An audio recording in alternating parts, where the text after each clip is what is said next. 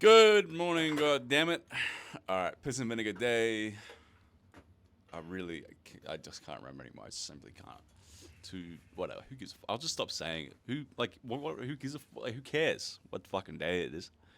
New day. Alright, today I want to talk about higher reps and how they're kind of redundant, but they do have their purpose. So I'm doing higher reps on a bunch of different exercises at the moment because my left arm still, hurts after the surgery. So if I do heavier loads, it's a bit ouchy. It's a bit oof, right? So I'm doing higher reps, which is contrary to what I normally do, which is lower reps. The reason I do lower reps is that they don't create as much fatigue. They don't create as much muscle damage.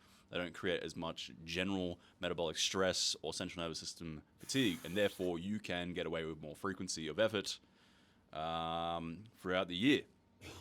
But there are some times where higher reps make more sense. The first one is if you have a pre-existing injury, then absolutely don't do fucking 6 to 8 reps because the tendons or ligament that might be a little bit faulty, in my case my bicep tendon, post-surgery, probably doesn't want to be taking, 85% of your 1 rep max loads. It probably wants to do something more like 65%.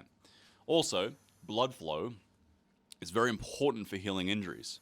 So it's a double-edged, two birds with one stone sort of thing, where I'm doing higher reps to keep my bicep tendon safe, but also just happens the higher reps get more blood flow, which isn't great necessarily for recovery because there's more metabolic stress that comes with that, but it's good for the actual tendon recovery itself. Recovering between workouts, not so much. Recovering the tendon, good, bueno. So higher reps are good for injured people, people trying to fix, fucked up tendons and ligaments, etc.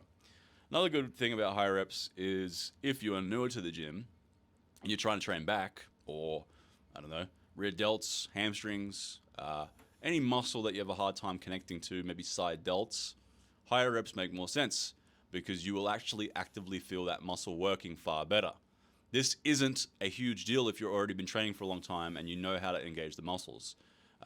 What you're feeling through higher reps is metabolic stress, calcium ions, lactic acid, which allows you to feel the muscles that you're working, which is not necessarily good for recovery if you know that you're using that muscle. But if you're new to the gym, if you do higher reps on back and then you start feeling a bunch of metabolic stress symptoms in your forearms and biceps, well, then you know that you're not really using your back muscles very much.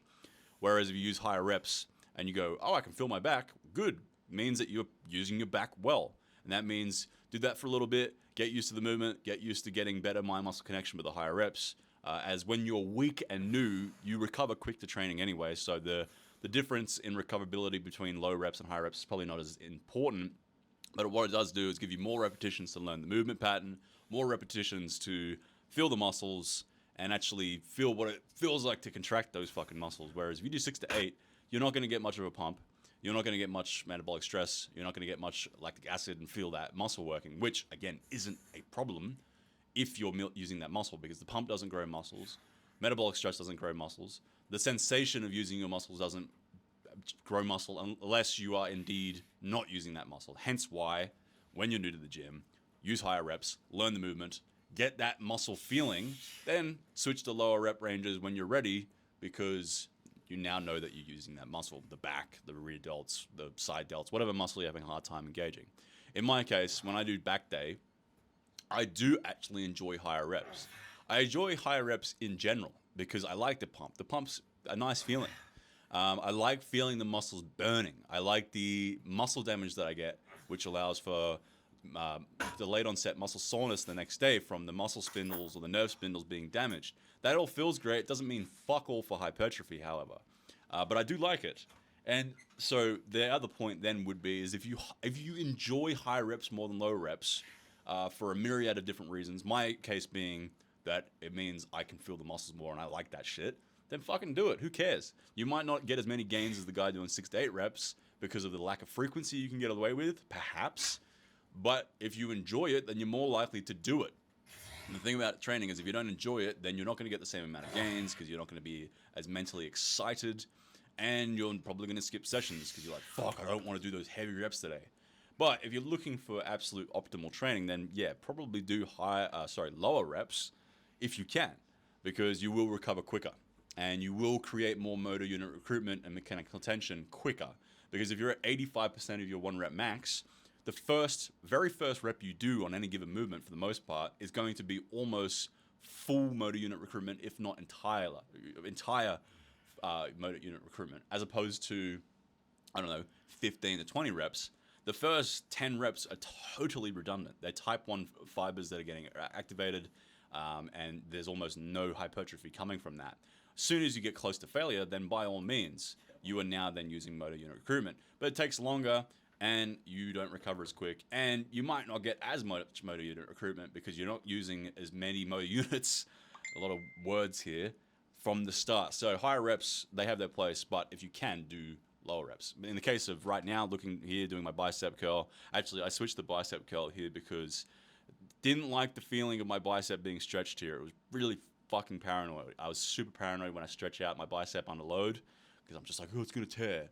So I stood up and did them standing because it's just really fucked with my head a lot. Where was I? Yeah, higher reps. Do them if you want. Fuck it, who cares? Like, it doesn't matter that too much unless you're looking to totally optimize, or you're injured or whatever. I don't know. Fucking what else am I talking about? Can't remember now. Oh yeah, what is high reps? Well, this is the thing. For some people, they think high reps is like 20, 30 reps. No, 20, 30 reps is fucking stupid. That is outright fucking muscular endurance training, and that's outright impossible to go to failure on unless, like, consistently at least, because the cardiovascular demands and the pain tolerance demands are so much higher that your perception of getting to failure is warped, and even if you do get to failure, you're not going to do that consistently. The recovery demands are going to be through the fucking roof. There's just no fucking point ever to go over 20 reps. It makes no sense, even if you're injured, because it's like, unless you're like fucking severely injured, like when I first tore my bicep, yeah, I would do like 30, 40 rep sets on band bicep curls. But now that I'm getting back there, I mean, kinda, look at that fucking tiny bicep, so depressing, dude. Now it's 15 and 20. So higher reps meaning 12 to 20 reps. Lower reps being more like 4 to 8.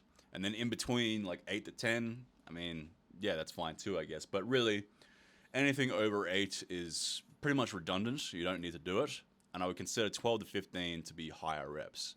So, but at the end of the day, none of it really matters if you don't worry about the recovery as much. What really matters is you get close proximity to failure.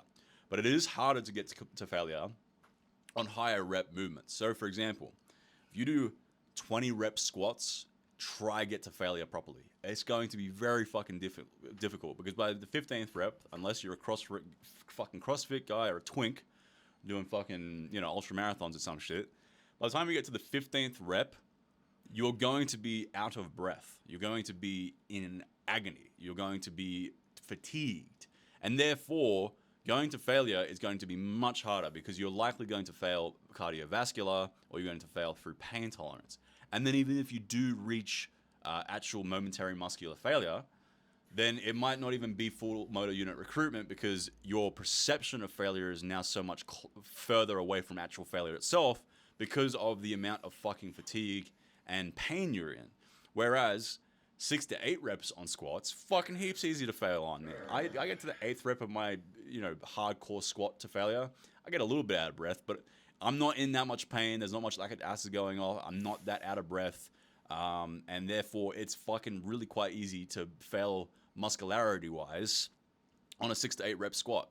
Whereas, let's say, for example, something like a forearm or a side delt or a rear delt, a small isolation movement, maybe even biceps and triceps, because they aren't as cardiovascular, they're not as demanding because you're not doing multi-joint functions, they're smaller muscles so they recover quicker, then yeah, by all means, if you're doing biceps, maybe do 12 to 15 reps if you want, because the recoverability on biceps is quick as shit. It's not a huge central nervous system toll. You're not going to be needing 5 days between bicep curls to fucking recover from that shit, even if you go to failure.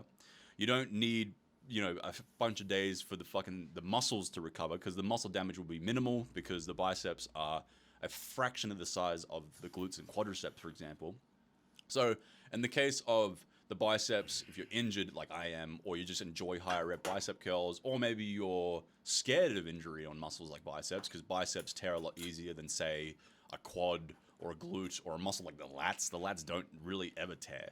Then yeah, fuck it, man. Do high rep bicep curls. Who cares? There's something very nice about a bicep and tricep pump too. Like there's something psychologically very fun about that.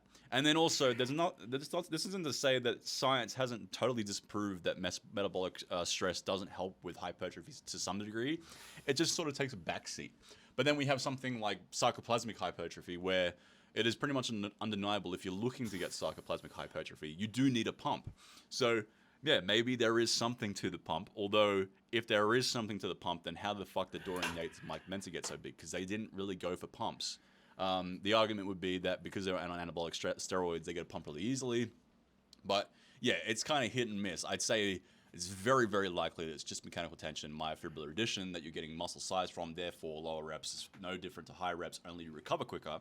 But maybe you could invest in the possible probability or the possible outcome of getting some sarcoplasmic hypertrophy or metabolic stress hypertrophy from higher reps by experimenting with arms or something. I don't know. But like for me, for example, biceps, I'll probably never do a heavy set of bicep curls every day because I'm just so fucking paranoid about tearing my biceps. But my back and my chest, I'll certainly do 6 to 8. My legs, I'll certainly do 6 to 8. So it's not black and white, but there is definitely a better benefit in lower rep ranges. Anyway, that's it for today. Peace out. Bye.